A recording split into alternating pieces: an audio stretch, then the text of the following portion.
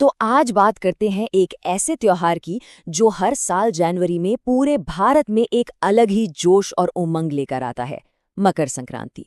पर ये सिर्फ एक छुट्टी का दिन नहीं है। दरअसल इसके पीछे एस्ट्रोनॉमी, मजेदार कहानियां और हमारी परंपराएं सब एक साथ घुले मिले हैं। तो चलिए आज इसी में थोड़ा और गहराई से उतरते हैं। कभी सोचा है कि सूरज का सफर, एक खास तरह की खिचड़ी और पतंगों से भरा आसमान, ये सब एक ही त्योहार से कैसे जुड़ सकते हैं?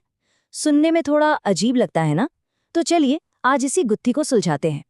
तो सबसे पहले, आखिर ये मकर संक्रांति है क्या? इसका नाम ऐसा क्यों है? देखिए, इसकी कहानी ना जमीन से नहीं बल्कि आसमान से शुरू होती है, सितारों और हमारे सूरज की चाल से। तो देखिए, मकर संक्रांति नाम में ही इसका मतलब छिपा है। मकर मतलब कैप्रिकॉर्न यानी मकर राशि, और संक्रांति का मतलब होता है एक राशि से दूसरी राशि में जाना या प्रवेश करना। तो ये वो खास दिन है जब हमारा सूरज धनु राशि से निकलकर मकर राशि में एंट्री लेता है। और ये होता कब है? लगभग हमेशा 14 या 15 जनवरी के आसपास। और पता है, इसी दिन से एक बहुत बड़ा बदलाव शुरू होता है, जिसे हम कहते हैं उत्तरायण। मतलब सूरज की उत्तरी यात्रा शुरू हो जाती है। अब से अगले 6 महीने तक दिन लंबे होंगे, रातें छोटी। इसे ना रोशनी और पॉजिटिविटी से जोड़ा जाता है।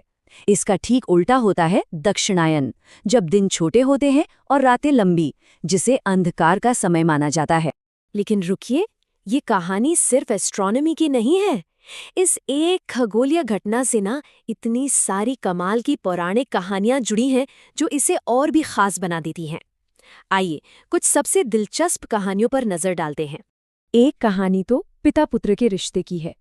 कहते हैं कि इस दिन सूर्यदेव अपने बेटे शनिदेव से मिलने उनके घर जाते हैं। और मकर राशि के स्वामी कौन है? शनिदेव। तो सूर्य का मकर राशि में आना एक तरह से पिता का अपने पुत्र के घर आना है। ये कहानी हमें रिश्तों की अहमियत समझाती है। एक और बहुत पवित्र कहानी है माँ गंगा की। ऐसा माना जाता है कि इसी शुभ दिन पर गंगा स्वर्ग से धरती पर आई थीं। सोचिए, इस वजह से ये दिन और कितना ज्यादा पवित्र हो जाता है। और हाँ, शायद सबसे जानी मानी कहानी तो महाभारत की है। याद है भीष्म पितामह, जिन्हें इच्छा मृत्यु का वरदान मिला था। जब वो बाणों की शैया पर लेटे थे तो उन्होंने अपने प्राण नहीं त्यागे। पता है क्यों? वो इंतजार कर रहे थे उत्तरायण शुरू होने का, क्योंकि मान्यता है कि इस शुभ समय में शरीर छोड़ने से आत्मा को मोक्ष मिलता है। अच्छा, एस्ट्रोनॉमी और कहानियों से हटकर अब जरा पेट पूजा की बात करते हैं। इस त्योहार का एक बहुत जरूरी हिस्सा है खिचड़ी। पर सवाल ये है कि मकर संक्रांति पर खिचड़ी ही क्यों? इसके पीछे ना एक बहुत ही प्रैक्टिकल वजह है। कहानी यह है कि जो योगी संत घूमते रहते थे, उनके लिए लंबा चौड़ा खाना बनाना तो मुश्किल था। तो बाबा गोरखनाथ ने एक सिंपल सोल्यूशन दिया। दाल, चावल, सब्जियां सब एक ही बर्तन में पका लो। ये न्यूट्रिशियस भी था, बनाने में आसान भी, और इसे खाकर एनर्जी भी खूब मिलती थी। और फिर धीरे धीरे इस सिंपल से खाने का एक गहरा स्पिरिचुअल मतलब भी बन गया।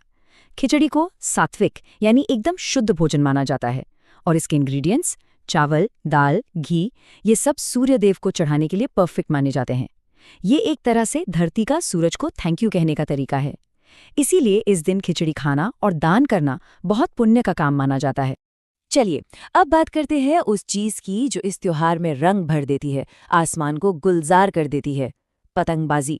पर ये जो आसमान में हजारों पतंगे उड़ती हैं ना, ये सिर्फ एक खेल नहीं है, इसके पीछे भी एक कहानी है। और यहाँ पर साइंस और कल्चर का एक बहुत ही खूबसूरत संगम देखने को मिलता है। एक तरफ तो है साइंस। सोचिए, सर्दियों के बाद जब सुबह की पहली धूप निकलती है तो पतंग उड़ाने के बहाने हम बाहर निकलते हैं। इससे शरीर को मिलता है विटामिन डी, हमारी इम्यूनिटी स्ट्रांग होती है। और दूसरी तरफ है कल्चर। आसमान में उड़ती पतंग सूर्य देव को हमारा सलाम है, हमारा सम्मान है। ये सिंबल है नेगेटिविटी से ऊपर उठकर एक नई शुरुआत करने का। पता है मकर संक्रांति की सबसे कमाल की बात क्या है? इसकी डाइवर्सिटी। ये एक ऐसा त्योहार है जो पूरे भारत को एक धागे में पिरोता है। नाम अलग हैं, तरीके अलग हैं, लेकिन जज्बा एक ही है। जैसे गुजरात में चले जाइए तो वहाँ इसे उत्तरायण कहते हैं। दक्षिण में तमिलनाडु में ये पोंगल बन जाता है। उत्तर प्रदेश में तो इसका नाम ही खिचड़ी है। बिहार झारखंड में सकरात कहते हैं। देखिए, नाम कितने सारे हैं, पर सेलिब्रेशन का कोर आइडिया एक ही है, नई फसल, सूरज और जिंदगी का जश्न। तो कुल मिलाकर मकर संक्रांति क्या है?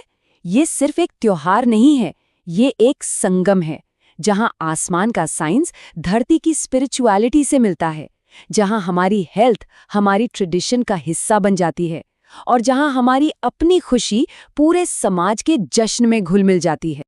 और जाते जाते एक सवाल छोड़ जाता हूँ, जरा सोचिए, आज की इस मॉडर्न दुनिया में हमारे कितने त्योहार हैं जो सच में आसमान के सितारों से, ब्रह्मांड की चाल से इतने गहरे जुड़े हुए हैं। शायद ये त्योहार हमें यही याद दिलाता है कि हम अपनी जड़ों से, इस कुदरत से कितने